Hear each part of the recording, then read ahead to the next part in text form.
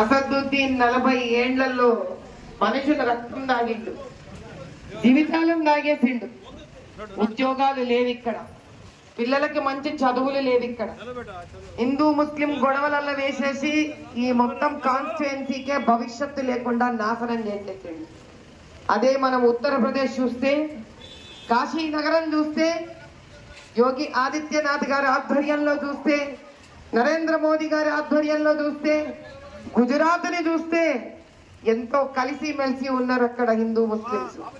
అదే ఇక్కడ లేనిపోని గొడవలు మొదలుపెట్టి ఎప్పుడు కలిసి ఉండాలన్నా కూడా వాళ్ళ లాభాల కోసమే.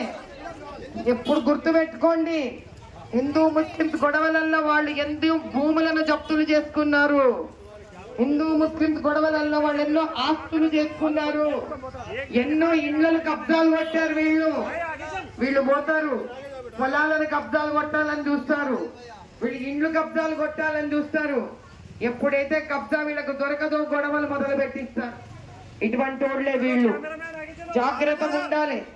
ఈసారి అటువంటి ఏఎంఐఎంతో టిఆర్ఎస్ కలిసిపోయింది, కాంగ్రెస్ కలిసిపోయింది, ఎంబీటీ కూడా కలిసిపోయింది. 4 దుర్మార్గులు కలిశారు. ఇప్పుడు ఇలాంటి దాని నుంచి మనల్ని కాపాడుకోవాలంటే ఈ బురద లాంటి 4 దుర్మార్గుల్లో నుంచి మధ్యలోంచి బయటికి వచ్చే కమలం గుర్తే మనల్ని కాపాడుతుంది. ఈ కమలం గుర్తుకి మనం ఓటు వేసుకోవాలి. రోడ్ల మీద చిన్న పిల్లలు, తిండి లేని చిన్న పిల్లలు, చదువులు లేని చిన్న పిల్లలు, పెద్ద పెద్ద స్కూళ్ళు లేవు ఇక్కడ ఉన్న, అవి చాలా ఖర్చు. పిల్లలకు, యువకులకు ఉద్యోగాలు లేవు. ఎస్సీ ఎస్టీ బస్తీలకు ఒక చక్కటి ఇండ్లు లేవు. పార్టీవాడకు భవిష్యత్తు లేదు. ఓబీసీలకు న్యాయం జరగట్లేదు. చాలా ముఖ్యమైన విషయము, రోడ్లు సరిగ్గా ఉండవు. ఆ డ్రైనేజ్ భయంకరం, శాపం వచ్చినట్టు ఉంటుంది. ఆ డ్రైనేజ్ చూస్తే చెత్త తీసి పక్కనే పడేస్తారు. వర్షం వస్తే కనుక ఇరుక్కుపోతుంది. ఎండాకాలంలో నీళ్లు రావు. 3 రోజులకు ఒకసారి నీళ్లు వస్తాయి ఇక్కడ. డ్రైనేజ్ నీళ్లు కలిసిపోతే మంచి నీళ్లలో ఆ వైర్లు చూడండి ఎంత భయంకరంగా వేలాడుతున్నాయో. జూబ్లీ హిల్స్, బంజారా హిల్స్ లలో కూడా మనుషులు ట్యాక్సులు కడతారు. మనము ఇక్కడ ట్యాక్సులు కడుతూనే ఉంటాం. ఇక్కడ వాళ్లకు మంచి మంచి ఉద్యోగాల అవకాశాలు లేవు. ఇది జీవితమా? 40 ఏళ్ళు ఒకరికి అప్పచెప్పుకున్నాం. ఇప్పుడు బయటికి రావాలి, బయటకు వచ్చి ఓటు వేయాలి. మన కాన్స్టిట్యుయెన్సీని మనమే కాపాడుకోవాలి. ఈ దుర్మార్గ రాజ్యాల్లో కనుక మనం అప్పచెప్తే, రజాకారులకు మనం అప్పచెప్తే వీళ్ళు ఎంత దూరమైనా పోతారు. వీళ్లకు రామచంద్రుడి మీద మంచి మర్యాద లేదు, ఔసయ్య తల్లి మీద మంచి మర్యాద లేదు, బతుకమ్మ పండగ మీద మంచి మర్యాద లేదు.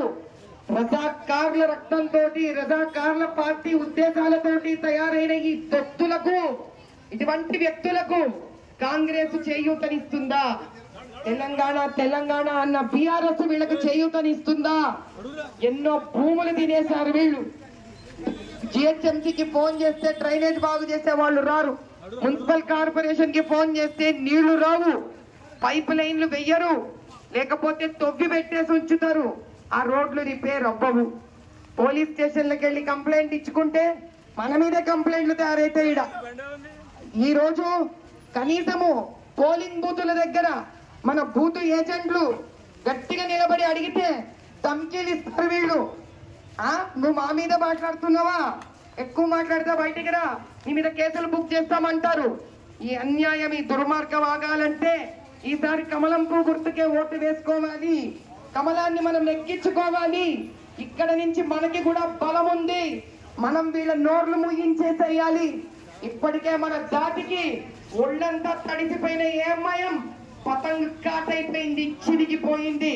ఇంక ఇది ఎగిరే పతంగు కాదు. బయటికి రండి. మే 13వ తారీఖు బయటకు వచ్చి ఓట్లు వేయండి. మీ ప్రతి ఓటే మీ బలం, మీ ఓటే మీ ఆయుధం, మీ ఓటే మీ శక్తి. మీ బలాన్ని మీరు నిరూపించుకున్నప్పుడే మీ నాయకులను మీరు నెగ్గించుకుంటారు. మీకోసము నిలబడిన నేను, మీకోసం నన్ను నిలబెట్టిన మోదీ గారిని గర్వపూరితం చేయాలి. మనం ఏ రోజైతే బలం మన చేతుల్లోకి వస్తుందో అన్యాయాన్ని, అక్రమాలను నిర్మూలించవచ్చు. సర్వనాశనం చేయొచ్చు మనం. గుర్తును గుర్తుంచుకో, గుర్తును గుర్తుంచుకో. రెండు విడతల నుంచి 10 ఏళ్ల నుంచి మోదీ సర్కార్ చెయ్యని యోజనాలు లేవు, ఇవ్వని గొప్పతనాలు లేవు. ఇండ్లు ఇచ్చిండు ఆయన, గ్యాస్ సిలిండర్లు ఇచ్చిండు, లోన్లు ఇచ్చిండు, ఆయన బియ్యం సరఫరా చేసిండు. దాని తర్వాత ఇంటికి ఎలక్ట్రిసిటీ లైట్లు రావాలని పైన ఆయన ఆయన ఎల్ఈడి బల్బులు ఇచ్చిండు. దాని తర్వాత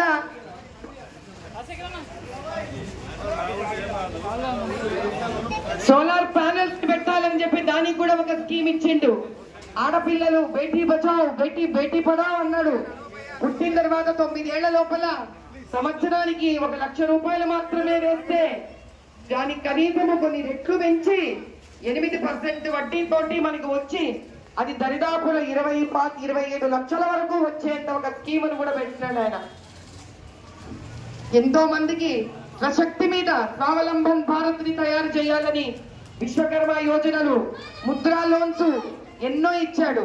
కానీ అవన్నీ కూడా మన వరకు చేరనీయకుండా ఇక్కడ రాష్ట్ర ప్రభుత్వము ఏఎంఐఎం వాళ్ళు చాలా కష్టపెట్టారు. బీజేపీ కార్యకర్తలు మీ దగ్గర మీకున్న డ్రైనేజ్ ప్రాబ్లమ్స్, మీ రోడ్డు ప్రాబ్లమ్స్ ప్రతి రోజు తీసుకొని వెళ్ళి బాధపడుతూనే ఉంటారు. మున్సిపల్ కార్పొరేషన్ లో, దాని తర్వాత జిహెచ్ఎంసీలో వీళ్ళు కంప్లైంట్లు రోజు ఇస్తూనే ఉంటారు. కానీ వీళ్ళ మాట అక్కడ చెల్లడం లేదు. ఎందుకంటే మీరు ఎంచుకున్న నాయకుల్ని మీరు గెలిపించుకోనేంత వరకు నిద్రపోకూడదు. మే 13వ తారీఖు లేవండి, ముందు వెళ్ళి ఓటు వేయండి. ఓటు వేసిన తర్వాతే ఇంకొక మాట మాట్లాడండి. ఆ రోజు ప్రతి ఒక్కడూ లేచి ఓటు వేస్తే మీరు కావలసిన మీ నాయకులని మీరు గెలిపించుకుంటారు. ఆ తర్వాత మీకోసం మాట్లాడే శక్తి ఉంటుంది మాకు, గొడవపడే శక్తి ఉంటుంది మాకు. మీ న్యాయం మీకు గెలిపించేంత వరకు నిద్రపోము మేము. మీకు రోడ్లు బాగు చేయించేంత వరకు ఊరుకోం మేము. మీకు డ్రైనేజీలు బాగు చేయించేంత వరకు ఊరుకోం మేము. మీకు నీటి సరఫరా వచ్చేంత వరకు ఊరుకోము మేము. మీకు చక్కటి వైద్య సదుపాయం వచ్చేంత వరకు ఊరుకోము మేము. మీ పిల్లలకు ఉద్యోగాలు వచ్చేంత వరకు ఊరుకోము మేము. మీకు న్యాయం జరిగేంత వరకు అహర్నిశలు మీకోసం పోరాడతాము. జై బోలో భారత్ మాతాకి. అన్న లొకేషన్ ఇదే ఉంది.